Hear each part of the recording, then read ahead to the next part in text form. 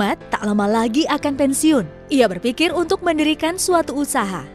Dari koran, Pak Ahmad mengetahui bahwa menurut Badan Pusat Statistik, jumlah penduduk terus tumbuh. Seiring perkembangan zaman dan ditandai berbagai kemudahan serta kepraktisan, jumlah penduduk yang mengkonsumsi makanan jadi terus meningkat, tumbuh di atas 12%. Sementara itu, jumlah usaha rumah makan terus berkembang dan bervariasi. Pak Ahmad memutuskan untuk membuka rumah makan. Bukan tidak mungkin, dengan memperhatikan mutu, cita rasa, pelayanan, dan selera konsumen yang baik, kelak restorannya akan berkembang pesat dan terkenal. Dan ini adalah Dewi, seorang ibu rumah tangga beranak 3. Ia cermat mengelola keuangan rumah tangga. Beberapa tahun lagi, anaknya mulai masuk sekolah. Ia membaca di internet bahwa akan ada kenaikan harga-harga barang dan jasa seiring pertumbuhan ekonomi, dan salah satunya adalah biaya pendidikan. Oleh karena itu, Dewi sudah menyiapkan dan menyisihkan sebagian anggaran belanja rumah tangganya untuk mengantisipasi biaya pendidikan anaknya di masa datang. Dengan begitu, ia tidak kaget dan sudah siap ketika tahun depan harga-harga memang naik. Membuat perencanaan serta mengambil keputusan berdasar fakta dan data harus pula dilakukan pemerintah, baik di pusat maupun di daerah. Saat membangun jalan bebas hambatan baru misalnya, pemerintah harus memperhitungkan jumlah penduduk dan kepemilikan kendaraan di daerah-daerah yang dihubungkan oleh jalan tersebut. Jangan sampai jalan dibangun dari daerah yang mayoritas penduduknya menggunakan sepeda motor dan tak bisa masuk jalan tol. Keputusan yang diambil berdasar pengetahuan, informasi, dan data bukan berdasar insting belaka, lebih berkualitas. Ia lebih akurat. Dalam keseharian, saat kita berangkat ke tempat kerja atau ke suatu tempat misalnya, kita bisa mencari informasi tentang kepadatan lalu lintas. Dengan cara ini, kita bisa mencapai tujuan dengan waktu dan energi yang lebih efisien.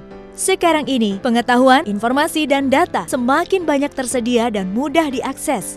Internet ikut memfasilitasi hal ini.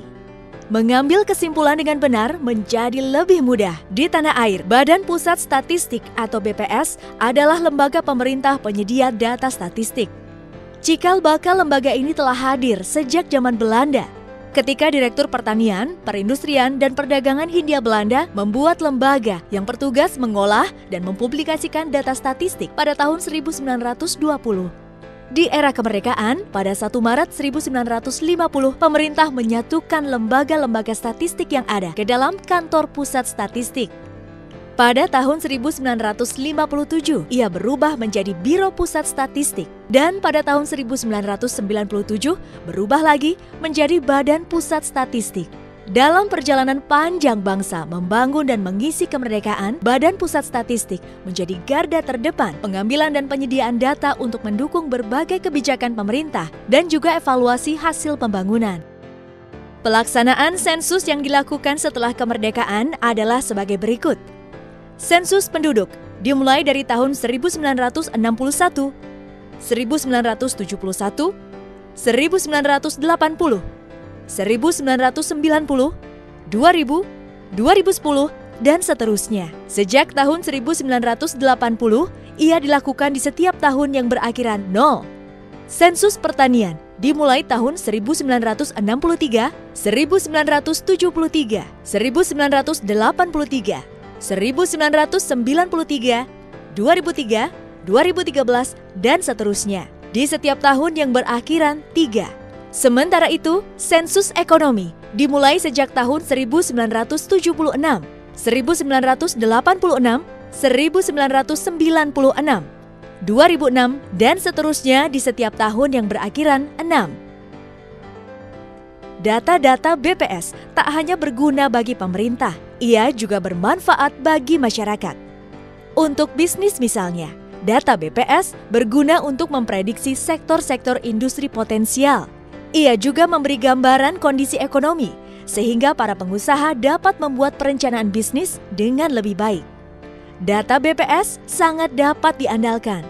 Data-datanya relatif akurat dan berskala nasional.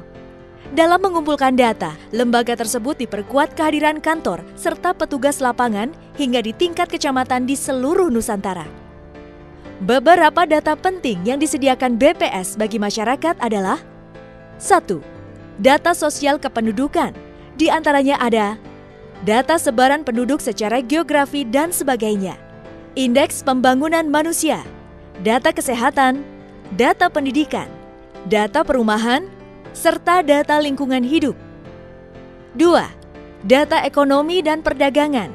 Di antaranya ada data ekspor-impor, data inflasi, nilai tukar petani, data seputar pariwisata, upah buruh, data industri mikro dan kecil, serta data industri besar dan sedang. Yang terakhir adalah data pertanian dan pertambangan. Di antaranya ada data hortikultura, kehutanan, perikanan, perkebunan, pertambangan, peternakan, serta tanaman pangan.